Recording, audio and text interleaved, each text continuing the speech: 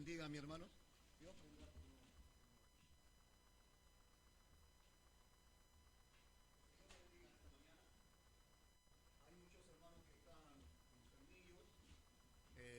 Algunos están con tener que hacerse la prueba del COVID porque están con fiebre y bueno, y han decidido no llegar hasta este lugar porque precisamente, bueno, no saben bien cómo resulta, cómo da el resultado después del test que le hagan. Así que decidieron estar en sus casas, así que oramos al Señor por ellos.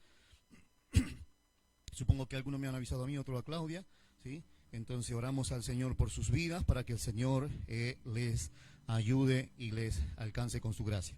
El sábado 3, ¿no? Sábado 3 tienen reunión las chicas a las 6 de la tarde. Muy bien, el sábado 3 de abril.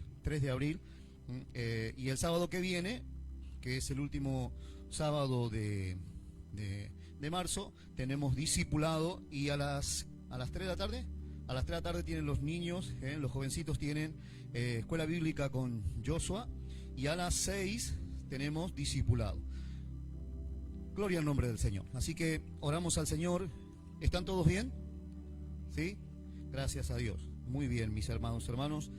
Seguimos con los días de ayuno, seguimos con todos los que estamos ayunando durante un día a la semana, casi a la mayoría le toca un día a la semana. Algunos repiten con 2 o 3 días, pero terminado el mes de marzo comenzaremos luego con los días que teníamos asignados de ayuno, martes y jueves.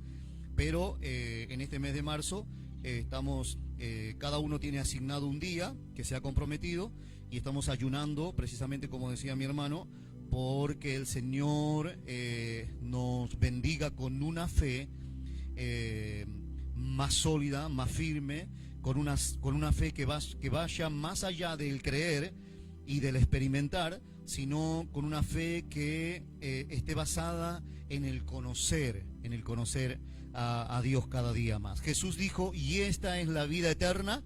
La vida eterna a veces está relacionada con vivir eternamente. Y también quiere decir eso. Pero en la profundidad de la Escritura, ¿sí? Encontramos que vida eterna es ir conociendo a Dios y que en ese conocimiento nosotros vayamos siendo transformados y también a la vez también vayamos superando ciertas dificultades que cada uno de nosotros como seres humanos, como decía mi hermana, atravesamos. ¿Cuántos dicen amén?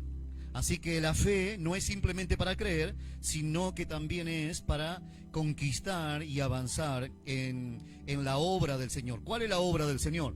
La obra de santificación, la obra de redención que el Señor ha establecido en nuestras vidas.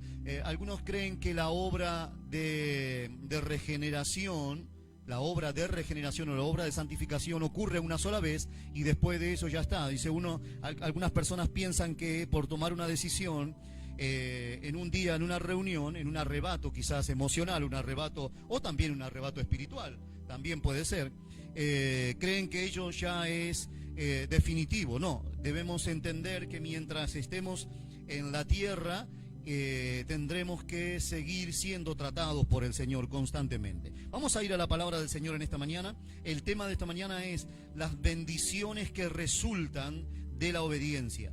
Las bendiciones que resultan de la obediencia. ¿Estamos transmitiendo ahora? ¿Sí? Así que saludamos a toda la gente que nos está viendo por allí, a todos los hermanos que están en sus casitas, que el Señor les bendiga ricamente. Saludamos a toda la gente que de otros países nos estaban escribiendo en estos días. Anoche la Clau me decía de alguien del Ecuador. Saludamos a toda la gente del Ecuador y a toda la gente de Latinoamérica y también a la gente que está por aquí cerquita. Muy bien, las bendiciones que resultan de la obediencia. Las bendiciones que resultan de la obediencia. Vamos a leer el capítulo 1 de Daniel, un pasaje que quizás hemos leído muchas veces, pero no por eso, por repetitivo que sea, pierde el peso eterno de revelación, porque esta palabra, este capítulo que nosotros vamos a leer, no es un capítulo histórico solamente, sino que tiene el peso que el propio autor le da, y el autor es el Espíritu Santo. Y usted puede leer, hoy quizás lea por segunda, por tercera vez, o por quinta vez, o por no sé cuántas veces, o quizás por primera vez este capítulo, y de aquí a unos días va a volver a leerlo, si usted así se lo permite, y usted va a encontrar que siempre hay cosas que va a encontrar en este pasaje, porque esta palabra, hermanos, no es un libro de autoayuda, ¿sí? Yo detesto sinceramente los libros de autoayuda. Me entiendo que hasta libros cristianos de autoayuda hacen perder el tiempo a las personas, ¿sí? Yo, mire, no es que tenga algo contra esos libros. Si usted lo tiene y usted le hacen bien, bien por usted, pero para mí no me han ayudado nada. Hace mucho tiempo atrás, en los años 90, creo que en los años 90, cuando yo llegué al cristianismo, en el año 88, ya estaba este mover de la sanidad interior. ¿Cuántos han escuchado el tema de la sanidad interior? ¿Todos han escuchado? Y el tema de la sanidad interior no se descubre porque algún iluminado se le haya prendido la lamparita allí, sino que la sanidad interior comienza desde el momento en que el hombre cayó en pecado en el Edén. A partir de ahí, Dios se encargó de escribir este libro para traer sanidad en nuestro interior. Amén. Y bueno, de ahí se hizo toda una doctrina, y se hacían seminarios, y se hacían congresos y reuniones, que el único objetivo era que la persona llorara, viera todas sus miserias, llorara, y después que le largaran el mango, porque después, hermanos, yo sinceramente en ninguno de esos lugares encontré que resultara realmente un cambio, por lo menos en mi vida y en la vida de algunos que conocía. Pero en este pasaje de la palabra del Señor vamos a encontrar algunas gemas y algunas perlas que podemos tomar para nosotros y que nos pueden ayudar. Recuerde, las bendiciones que resultan de la obediencia. ¿Qué palabra más le gusta de este título? Las bendiciones. ¿A que sí? ¿Sí? Pero, hermanos, ¿es malo tener dinero? No, no es malo. ¿Es malo estar feliz, hermanos, tener todo? No es malo. El problema es cómo se obtienen esas cosas y cómo actuamos ante esas situaciones.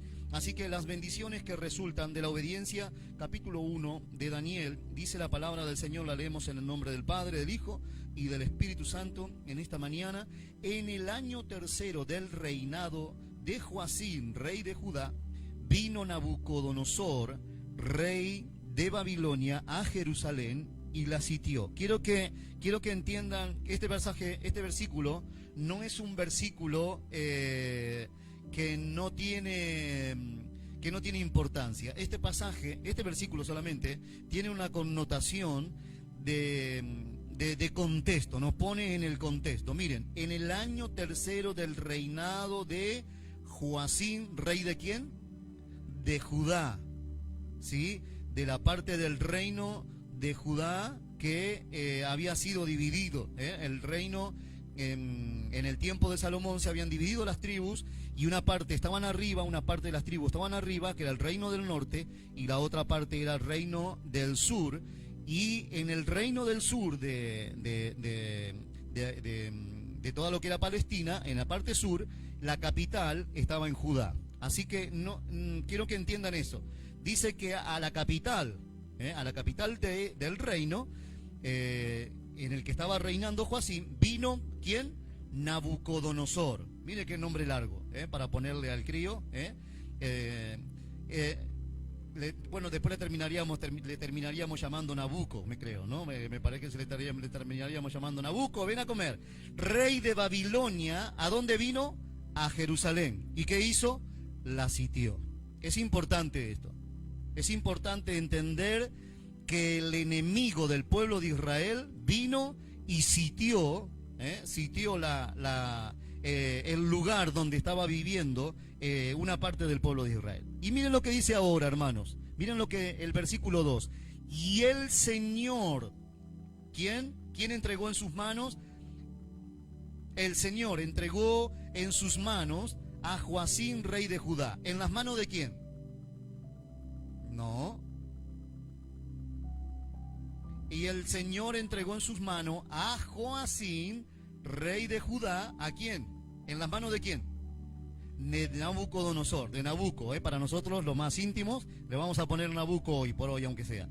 Y parte de los utensilios de la casa de Dios. Fíjense, hermanos, entregó al rey, significa que todo el pueblo también iba a ser entregado. Si entregaba la cabeza, también todo lo demás iban a ser entregado. Y dice que entregó parte de los utensilios de la casa de Dios y los trajo a tierra de Sinar, a la casa de su Dios, con minúscula allí. O sea que Nabucodonosor se llevó el rey, quitó la cabeza del reino, se llevó también, ahora vamos a ver, se llevó bastantes personas y también se llevó varios utensilios y los llevó a la casa de uno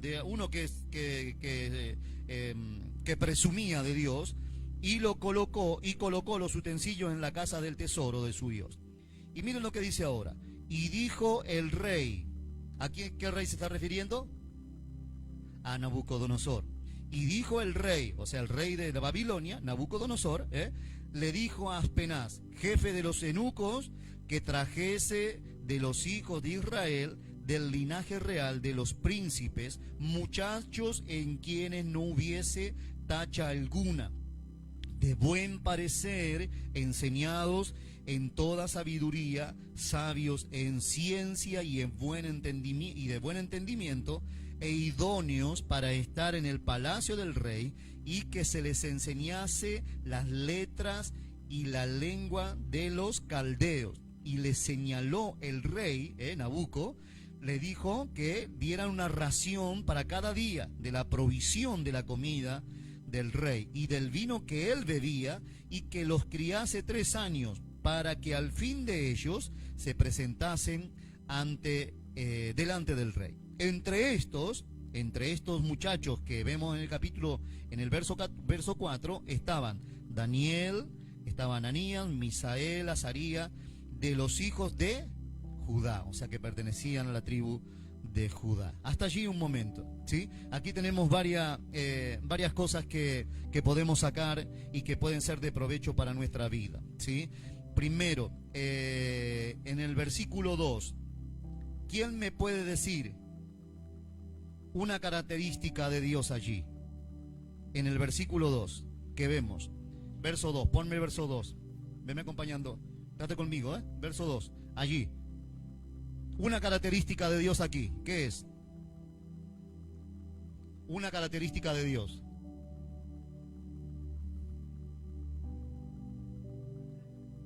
¿Su qué? Soberano, su soberanía. Él entregó a su propio pueblo en las manos de otro pueblo que no adoraba a Dios. Es importante esto. Es importante entender, hermanos, que nosotros vivimos bajo el gobierno de un Dios soberano. ¿Ha escuchado alguna vez? Yo lo he escuchado de mi propia boca. El diablo me tentó, el diablo hizo esto, el diablo hizo lo otro. Y pareciera como que el diablo va a su ancha por ahí haciendo lo que se le antoja, y no nos damos cuenta, perdemos la perspectiva de que Dios es soberano. La Biblia dice aquí, hermanos, y el Señor entregó en sus manos, en las manos del rey Nabucodonosor, a Joacim, rey de Judá, y parte de los utensilios de la casa de Dios. O sea, Dios va a quitar la cabeza del gobierno, pero también les va a prohibir que lo adoren, porque parte de los utensilios eran para la adoración. Y es importante entender que nosotros vivimos bajo el gobierno de un Dios soberano. Es importante entender, mis hermanos, en esta época, en este tiempo, que el mundo está tan convulsionado, de que Dios es soberano. Dios está en el control. Dios está con su mano en el cetro. Y su mano es una mano firme. Y todo lo que determina a Dios, trae por sí mismo firmeza, trae cumplimiento. ¿Usted cree que a Dios se le escapó este virus que está pasando en el mundo, que Dios no sabía que iba a pasar? Dios ya sabía antes de la eternidad. El Dios el que nosotros adoramos es un Dios eterno. Mira, hermano, cuando empezó la pandemia hace un año atrás, cuando empezó aquí, hoy hay dos hermanos que casi me trataron de hereje, porque decían que nosotros deberíamos reprender al virus. Debíamos reprender para que el virus se detuviera. Ahora yo me preguntaba, si Dios permitió que el virus se desparramara por todos lados, ¿quién soy yo ahora para decirle a Dios que detuviera? Como si nosotros tuviéramos más autoridad o más soberanía. El problema de perder de vista la soberanía de Dios, el problema de perder de vista la soberanía de Dios, es que podemos llegar a subirnos o pretender subirnos a su trono y desde allí gobernar nosotros mismos. Tomar nuestras propias decisiones, tomar nuestras propias, llegar a tener nuestras propias conclusiones, que la mayoría de las veces tienden a ser erradas.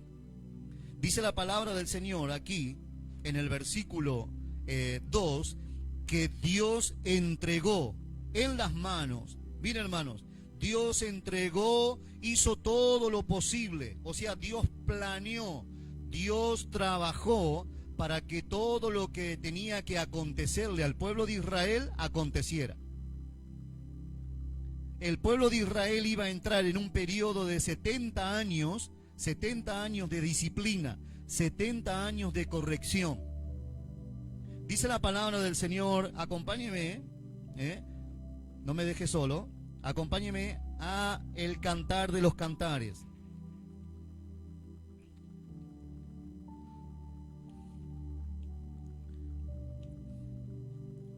Dice la palabra del Señor en Cantar de los Cantares. No, perdón, Eclesiastés, perdón. Me he confundido. Dice capítulo 3, Eclesiastés capítulo 3. Todo tiene su tiempo y todo lo que se quiere debajo del cielo tiene su hora. Tiempo de nacer y tiempo de morir. Tiempo de plantar y tiempo de arrancar lo plantado. Tiempo de matar, tiempo de curar. Tiempo de destruir y tiempo de edificar. Tiempo de llorar y tiempo de reír. Tiempo de endechar y tiempo de bailar. Tiempo de esparcir piedras y tiempo de juntar piedras. Tiempos de abrazar y ¿qué? Y tiempo de abstenerse de abrazar. ¿No es eso hoy lo que pasa? Hoy no nos podemos abrazar, pero estamos viviendo este tiempo. Ahora dice el versículo 6, tiempo de buscar y tiempo de ¿qué? De perder. Tiempo de buscar y tiempo de perder. Tiempo de guardar y tiempo de desechar. Tiempo de romper, tiempo de coser. Tiempo de callar y tiempo de hablar. Tiempo de amar y tiempo de aborrecer. Tiempo de guerra y tiempo de paz. ¿Cuántos dicen amén?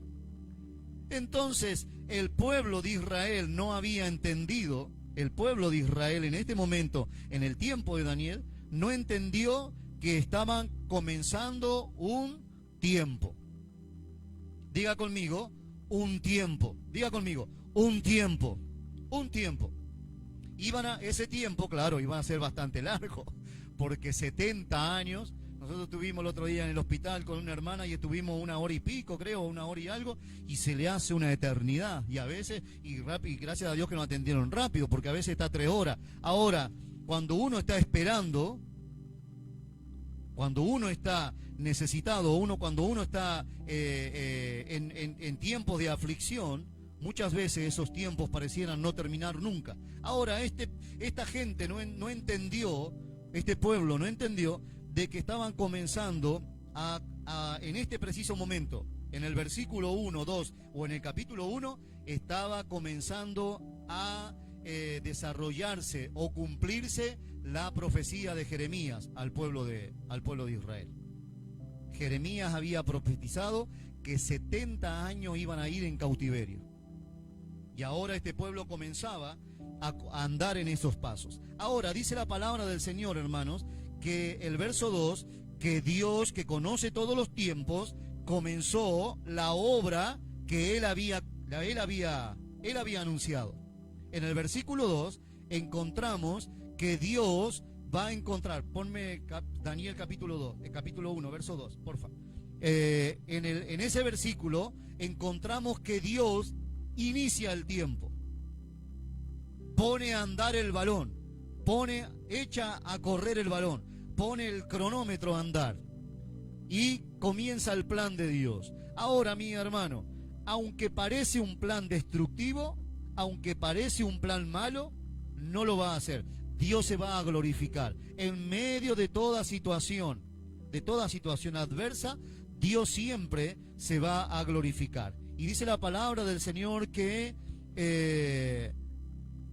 miren el verso 3, dice la palabra del Señor allí, y dijo el rey a Aspenaz, jefe de los eunucos, dijo el rey a Aspenaz, jefe de los eunucos, que trajese de los hijos de Israel, del linaje real de los principales, muchachos en quienes no hubiese tacha alguna, de buen parecer, enseñados en toda sabiduría, sabios en ciencia y de buen entendimiento, e idóneos para estar en el palacio del rey, y que se le enseñase las letras y la lengua de los caldeos.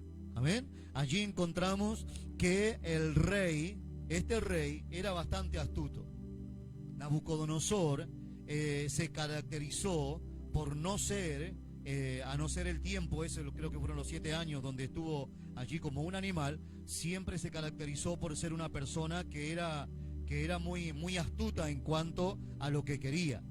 Y dice la palabra del Señor que le dijo a su jefe que buscase también gente, no gente que estaba tonteando. Mira, hermano, esto es esencial para que nosotros lo podamos entender en este momento para los puntos que vienen. El enemigo no le hace la guerra, el enemigo no se fija en aquellos que están tonteando dentro del cristianismo. El enemigo se fija en aquellos en que han realmente ocupado su tiempo en aprender. Gente que ha ocupado su tiempo no en mirar la vida de otro, sino en su propia vida. Dice la Biblia aquí, muchachos, que no hubiese tacha alguna. Miren, dice, de buen parecer. No se está refiriendo a lo físico. No se está refiriendo solamente a lo físico. Se está refiriendo a lo de adentro, a lo que había adentro. Dice allí, que no hubiese tacha alguna, de buen parecer, enseñados en toda sabiduría, sabios en ciencia. La palabra ciencia allí es conocimiento, y de buen entendimiento. Y dice, miren lo que dice ahora, e idóneos, ¿sí?, para estar en el palacio del rey. Esta es la clase de cristianos que el enemigo constantemente está buscando.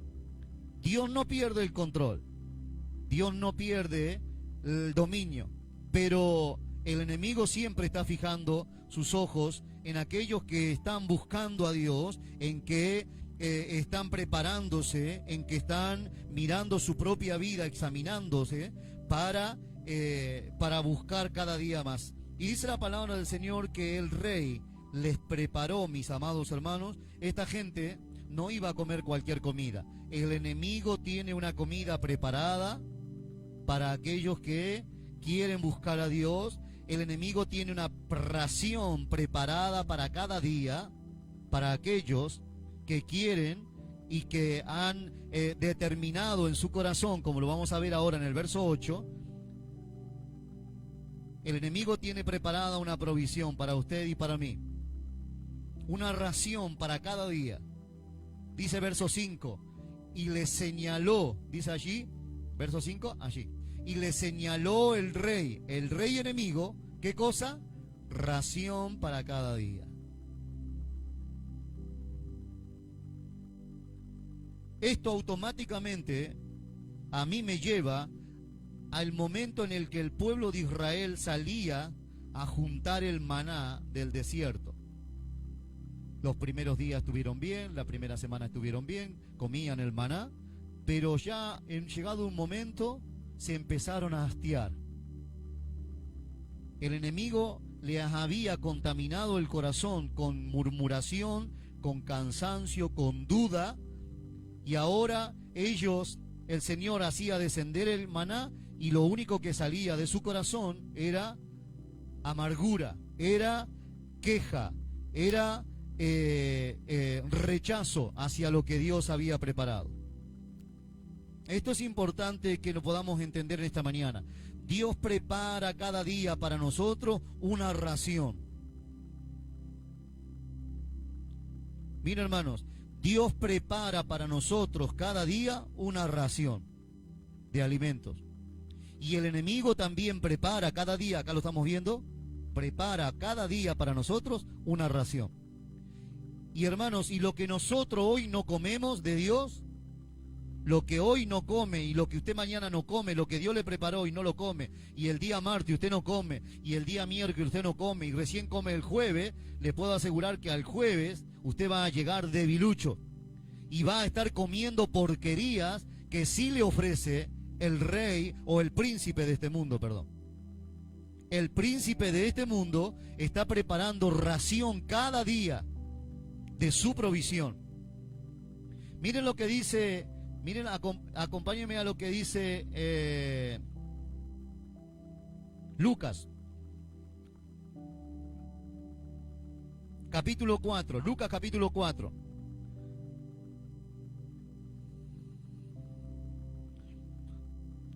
Lucas capítulo 4 dice, Jesús lleno del Espíritu Santo volvió del Jordán y fue llevado por el Espíritu, ¿a dónde?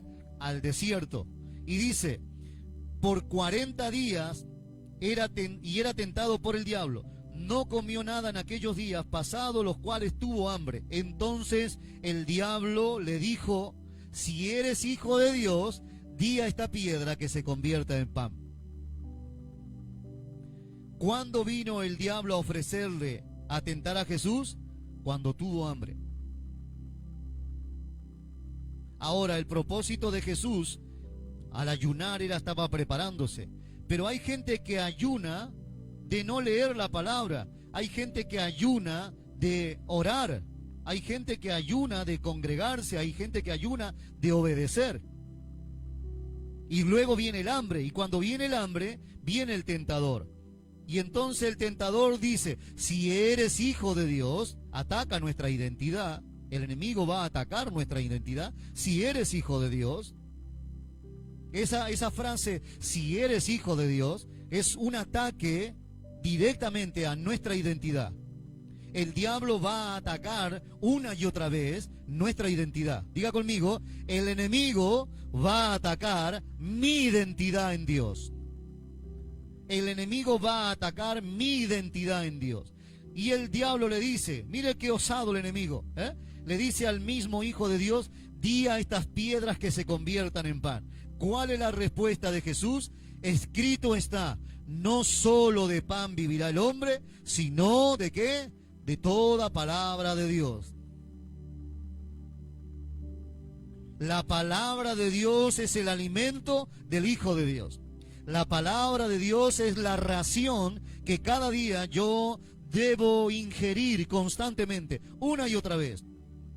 Una fe, hermanos, una fe sólida, no es una fe que dice yo creo, y se concentra mucho y yo creo. No, una fe sólida es una fe que está fundamentada, alimentada, fortalecida por la palabra de Dios. No es lo que usted y yo creemos, no es lo que el pastor dice, sino lo que Dios dice que yo debo creer. En este mes que estamos ayunando por una fe sólida, debemos leer la palabra y alimentar, Señor, y que esta palabra me haga en mí, produzca en mí una fe más fuerte. Diga conmigo, que esta palabra, Señor, produzca en mí una fe más fuerte, más sólida.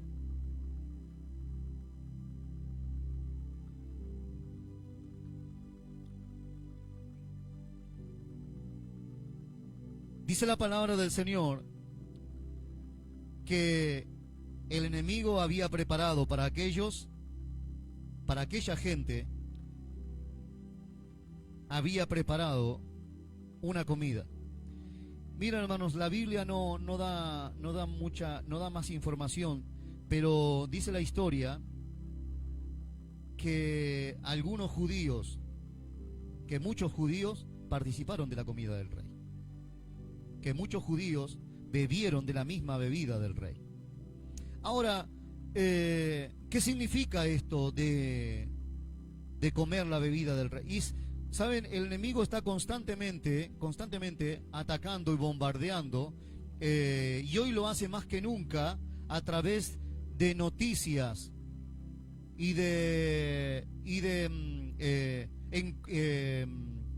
¿cómo se dice esto? Encuestas no. De datos y estadística constantemente, que vamos cada día peor, que ahora estamos por entrar en otra ola. Yo no sé cuántas olas tenemos, ya esto parece el mar embravecido, hay más olas tenemos olas de todos lados ahora, ola la primera, la segunda y la tercera y yo qué sé, y ahora parece que va peor y cada vez vamos peor, y que la vacuna resulta que no resulta. Y parece una tontería, hermano, parece una tontería. Pero si no estamos alerta, ese espíritu que viene detrás de cada noticia, viene con un poquito de temor, y un poquito de temor, y un poquito de temor. Y si uno no está orando y reprendiendo todo eso, no digo no escuchar, digo no reprender, no permitir que eso se forme parte de nosotros, en algún momento llegamos a dudar de parte de Dios. Ahora, la iglesia oficial, una parte de la iglesia oficial, de la que usted y yo conocemos, ya sabemos, oficial por parte del Estado, dicen que le van a dar la bendición a las parejas de un mismo sexo.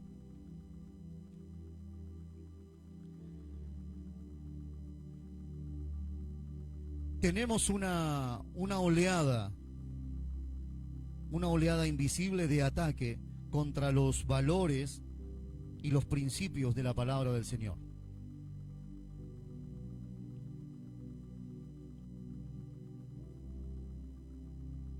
Y constantemente el enemigo está preparando y mezclando su comida, la comida del enemigo, con argumentos, son enseñanzas, filosofías, vienen mezcladas con un poquito de lo que es, todo lo que es contra Dios, de mentiras, de falsedades.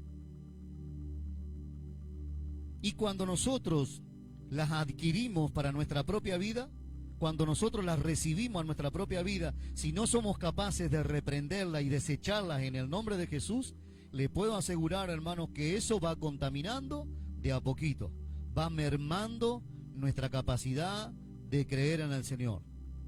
Hay iglesias cristianas que han estado fundamentadas por años en la palabra del Señor, y ha venido crecimiento sobre sus vidas, pero hoy, hermano, y esto lo vemos en Estados Unidos, hoy han entrado en el movimiento relativista. De a poco han entrado. ¿Cómo se metió esa filosofía? ¿Cómo se metió esas mentiras dentro de la iglesia? Permitiendo de a poquito por no velar. Y hoy una mentira es mentira, depende de dónde se mire. La palabra del Señor dice, no matarás, y bueno, esa es una verdad absoluta. Pero hay cristianos que hoy dicen, bueno, hay que ver a ver de dónde se mira esta verdad. ¿Desde qué punto de vista se mira? Y hermanos, nosotros no tenemos ninguna opción de mirarla, sino mirarla desde el punto de vista del que Dios la mira. Lo que Dios dice que está mal, está mal. Y nosotros no podemos cuestionar lo que Dios ha dicho que está mal. Ah, pero bueno, a lo mejor si lo adornamos y le ponemos un monito, a lo mejor el cerdo se queda en el medio de la sala. No, no, hermano. Si usted mete un cerdo en la sala, tarde o temprano, el cerdo le va a terminar haciendo chanchada porque es chancho, es cerdo. Usted le puede poner el moño y yo puedo ponerle el moño y adornar. Y cuando nosotros permitimos algunas cosas en nuestra vida, si son malas, tarde o temprano va a ser mal en nuestra propia vida. Dice la palabra del Señor que el verso 7, vamos al verso 7. El jefe de los eunucos, que se llamaba Aspenaz, les cambió el nombre a Beltsasar, Sadrach, Mesach y Abednego. A Beltsasar, a Ananías, y a Azarías, así se llamaban en principio. Entonces puso Daniel a Beltsasar, a Ananías le puso Sadrach, a Misael le puso Mesach y a Azarías a Abednego. Este es el objetivo del enemigo, este es el objetivo de el diablo, hacer cambiar la identidad a los cristianos. Pero dice el versículo 8, miren lo que dice el versículo 8.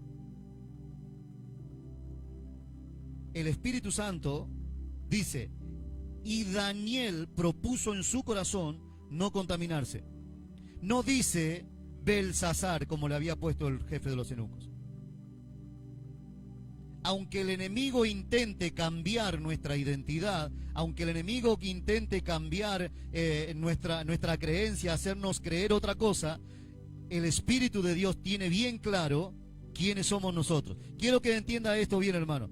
Dice la palabra aquí, el versículo 8, dice, y Daniel, el Espíritu de Dios tenía identificado. Aspenaz le llamaba Beltsasar, pero el Espíritu de Dios dice, yo sé que este es Daniel. Y Dios sabe quién eres tú en Dios. Dios, tu Padre, sabe quién eres tú en Dios. Todos los que hemos sido engendrados por el Espíritu Santo de Dios, Dios sabe quiénes somos nosotros. El enemigo podrá tratar de hacernos comer su comida, el enemigo tratará de cambiar nuestra identidad, pero Dios sabe quiénes somos nosotros. Y dice la palabra del Señor, Daniel propuso en su corazón no contaminarse. Escuche, determinación. Tener la determinación, la palabra determinación es, tener la determinación de hacer algo es mucho más enérgico que tomar una decisión o querer algo. Determinación es hacer algo con mucho más energía que tomar una simple decisión. Determinación es resolución y persistencia. Eso es lo que Daniel propuso en su corazón. Resolvió en su corazón. Esta palabra, en su corazón, para nosotros, significa que Daniel propuso en su mente, en sus emociones y en su voluntad, ¿qué cosa? No contaminarse. No contaminarse con la filosofía, no contaminarse con lo que dice el mundo, no entremeterse en cosas que eran fuera del reino de Dios. Dice la Biblia, y Daniel propuso, o sea, fue radical en este asunto. Él dijo, aquí no tenemos que dialogar con nadie. En cuanto a estas cosas, en cuanto a la comida del rey, que yo sé que es dedicada a los dioses de ese templo que habían llevado los utensilios, Daniel dijo, conmigo no cuenten. Yo no como comida basura. Yo no como comida que ha sido dedicada a otro Dios, a un Dios pagano. Daniel propuso en su corazón, significa que en la intimidad de su corazón, él determinó. ¿De dónde venía este sentir de hacer lo correcto? ¿De dónde venía? ¿De dónde se producía en el corazón de Daniel el hacer lo correcto? Acompáñenme al capítulo 6, versículo 10. Miren lo que dice el capítulo 6, verso 10.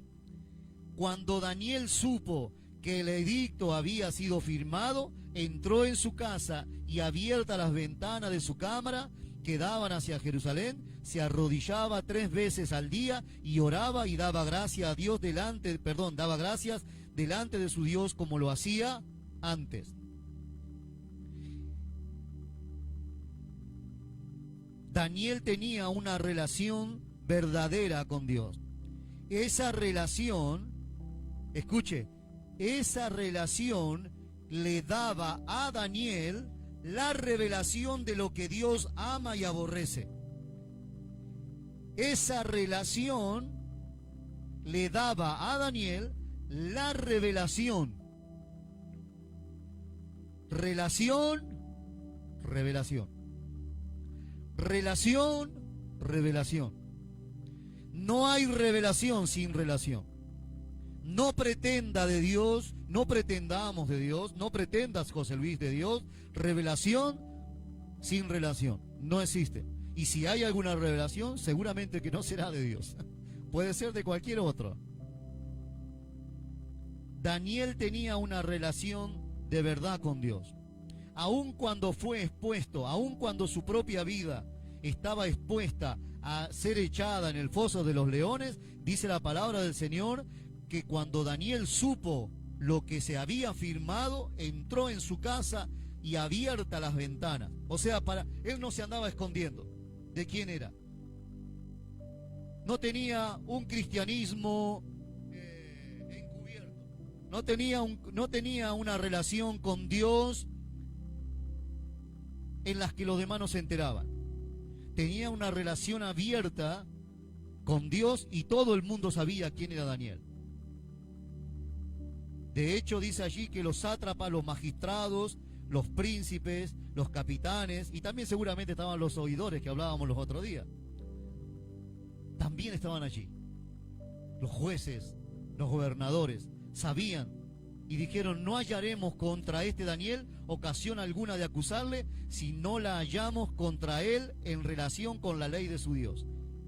Ellos sabían de qué podían acusar. Pero ¿qué determinó Daniel? Dice el capítulo 1, verso 8, que Daniel aún así propuso en su corazón no contaminarse. Y pidió, dice la palabra del Señor, pidió que no se le obligase a contaminarse. Escuche, mi hermano, todos y cada uno de nosotros tenemos una porción de revelación. Todos y cada uno de nosotros está reservada para cada uno de nosotros, escuche, una porción de revelación que debemos encontrar en la relación. Yo no me puedo relacionar con Dios por usted. Yo puedo orar por usted, usted puede orar por mí, pero usted y yo tenemos un trabajo que hacer y es relacionarnos con Dios. Dice la palabra del Señor, las bendiciones que resultan de la obediencia es el título. Las bendiciones que resultan de la obediencia. Versículo 9, dice allí, verso 9, y puso Dios a Daniel en gracia y en buena voluntad con el jefe de los eunucos. Aquí que comienza la bendición de Daniel. Había comenzado un periodo de 70 años, pero enseguida Dios reaccionó. Dios sabe cuidar a los que son suyos. Dios sabe cuidar a aquellos que son amados por Dios, aquellos que fueron a una relación con Dios. Y dice la Biblia que Dios puso. ¿Quién lo puso a Daniel? Dios. Dios trabajó, hizo todo lo que tuvo, movió todos los contactos alrededor de Daniel. puso las palabras en el corazón de Daniel, puso la ocasión, y eso se produce, hermano, se va a producir en nuestras vidas. Se tiene que producir en nuestras vidas. Oramos y oremos al Señor para que esto se produzca en nuestra vida. Señor, que yo halle gracia y buena voluntad para con las personas que tengo que tratar. Dígale al Señor en esta mañana: Señor, que yo halle gracia y buena voluntad con el jefe, con el empresario, con el de la calle, con el desconocido, con mi familiar, con quien sea. Señor, Dios mío, ponme en buena voluntad. Dios pone en buena voluntad.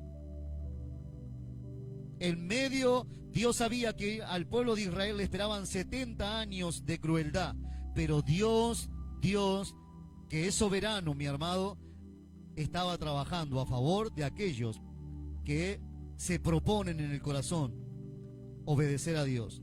Y dice la palabra del Señor que la determinación de Daniel, la resolución de Daniel, la persistencia de Daniel se va a extender a través de todo este libro. Luego usted lo puede ver en el capítulo 10, en el capítulo 11 y también en el capítulo 12, de cómo Dios todavía mantiene su firmeza de bendición en medio de circunstancias difíciles.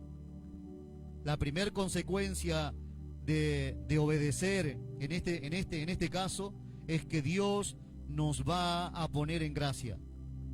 La primera consecuencia, la primera bendición que va a venir a nuestra vida cuando nosotros tengamos una relación y una revelación de Dios, es que Dios nos va a hacer caer en gracia ante las personas. Segunda consecuencia, versículo 15: y al cabo de los 10 días pareció el rostro de ellos mejor y más robusto que el de los otros muchachos que comían la porción del rey. Así pues, Melzar, que llevaba la porción de la comida de ellos y el vino que habían de beber, y les daba legumbre. Miren, aquí tenemos la segunda consecuencia. Dios va a respaldar físicamente, Dios va a traer un buen parecer, Dios va a traer hermosura a causa de su santidad. Este versículo 15, hermanos, habla de la santidad impartida de Dios. Habla de la santidad que Dios nos imparte y que trae una hermosura en nuestra vida, en nuestro carácter, en nuestra forma de pensar, en nuestra forma de resolver. Dice la palabra del Señor que al cabo de unos días esta gente estaba más robusta, se la encontraba más saludable. Dice el salmista que los que son plantados en la casa de Jehová reverdecerán, estarán constantemente vigorosos. Tercera consecuencia, dice la palabra del Señor allí, verso 17: a estos 4 muchachos, verso 17, dice: a estos 4 muchachos Dios les dio ¿qué? Conocimiento e inteligencia en todas las letras y ciencias, y Daniel tuvo entendimiento en toda visión y sueños. Daniel propuso en su corazón y Dios le dio conocimiento, inteligencia. ¿Cuántas veces, hermanos, vienen pérdidas a nuestras vidas por nuestra falta de conocimiento, por nuestra falta de inteligencia? Porque una cosa es conocimiento y otra cosa es inteligencia. El conocimiento es el saber algo. Yo sé que la guitarra está compuesta por mango, por el mástil, por las cuerdas, por las clavijas. Pero inteligencia está asociada con saber ejecutar. La inteligencia está asociada con el saber hacer. Y muchas veces tenemos conocimiento de lo que está bien y lo que está mal, pero nos falta inteligencia a la hora de practicar. A la hora de hacer, nos falta inteligencia.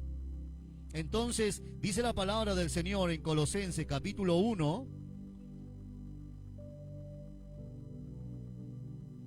Colosenses capítulo 1, miren cuál es el deseo de Dios. Verso 9, Colosenses 1:9. Por lo cual también nosotros, desde el día que lo oímos, no cesamos de orar por vosotros y de pedir que seáis llenos ¿del qué? Del conocimiento de su voluntad en toda sabiduría e inteligencia espiritual. No es lo mismo, hermano, conocimiento, no es lo mismo sabiduría y no es lo mismo inteligencia. Porque si no, Dios, el Espíritu Santo hubiese dicho una sola palabra y ya está.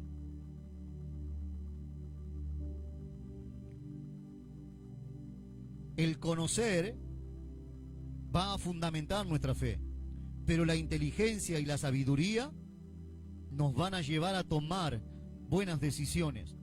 La inteligencia está asociada a la voluntad. El conocimiento tiene que ver más con nuestra mente, pero la inteligencia tiene que ver más con nuestra voluntad. A la hora de gastar el dinero, ¿cuántos saben ganar dinero? Dice, bueno, trabajo, conocimiento. Pero a la hora de gastarlo, pastor, ahí ya me pilló. ¿Por qué? Porque nos falta inteligencia y debemos pedirle al Señor, determinar como Daniel determinó. Pedirle al Señor, Señor, yo realmente quiero de tu gracia, de tu favor. Dice la palabra del Señor que Dios le dio conocimiento e inteligencia. Señor, líbrame del lazo del cazador. Recuerde que el cazador está todos los días, sale a pescar, hermano. Todos los días. Yo viví una temporadita con un hermano en la isla y todos los días salíamos a cazar. Todos los días. Y todos los días armábamos las trampas. ¿Y sabe qué hacíamos? Por donde pasaba la nutria o el animal que íbamos a cazar, nosotros borrábamos la huella así para que cuando viniera no se diera cuenta de que allá había pasado otro. Y si cazábamos uno, se derramaba sangre a veces. ¿Y sabe qué hacíamos? Arrancábamos todas las plantas, traíamos otras plantas y otras hierbas para borrar el olor. Porque eso es lo que hace el cazador. Y nosotros necesitamos, hermanos, entender que todos los días, el día lunes, las 24 horas del día lunes, las 24 horas del martes, del miércoles, del jueves y así hasta el domingo, las 24 horas el enemigo sale a cazar. Y que si yo no estoy apercibido, ¡pum!, el enemigo me hace caer. Entonces necesito conocimiento e inteligencia. Y dice la palabra del Señor que también Daniel tuvo discernimiento, entendimiento en toda visión y sueños. Verso 19. Aquí encontramos la otra consecuencia. La otra consecuencia de la bendición. Y el rey habló con ellos, y no fueron hallados entre todos ellos otros como Daniel, Ananías, Misael y Azarías. Miren cómo lo llama la escritura, ¿eh? No lo llama, ¿cómo habíamos dicho? Belsasar, Sadrach, Mesac y Abednego. La escritura los llama con el nombre con el que habían empezado al principio, con el nombre que Dios los conocía. Dice que no fueron hallados otros como estas personas.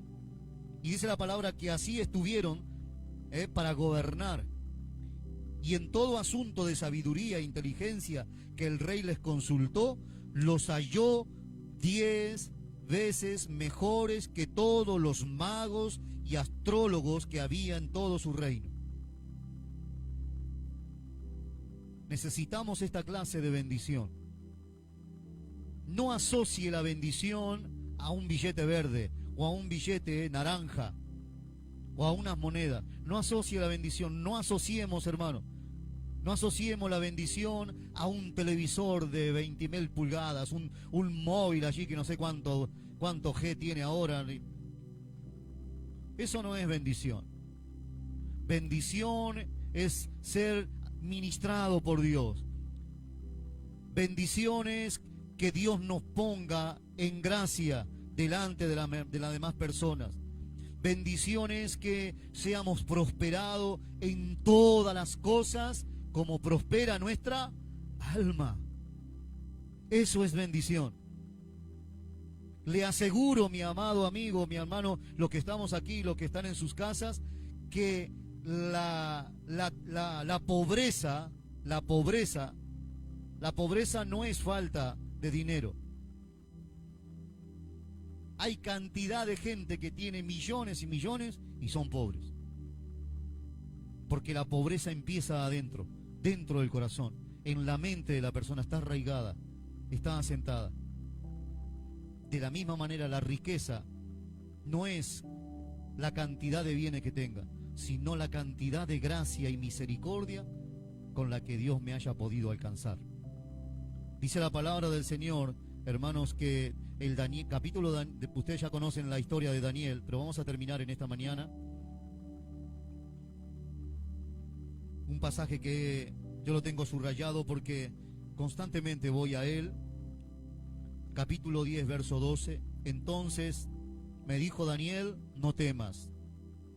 Y esta es una palabra para mí en esta mañana, y es una palabra para usted que está escuchando. Esta palabra, hermanos, esta palabra no diga que no es para usted, porque si Dios le hubiese querido dar otra palabra, usted estaría en otro sitio o estaría escuchando otra cosa. Esta palabra es para usted. Esta palabra es para usted. Léala el día lunes, tome la porción de esta palabra el día lunes, tome la porción, esta palabra del día,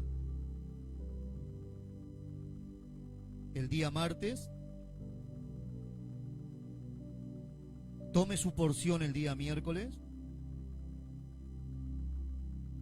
La porción es esta. Entonces me dijo Daniel, y allí usted le pone su nombre.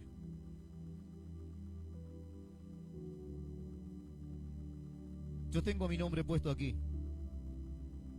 No temas, porque desde el primer día que dispusiste tu corazón a entender y a humillarte en la presencia de tu Dios, fueron oídas tus palabras, y a causa de tus palabras yo he venido.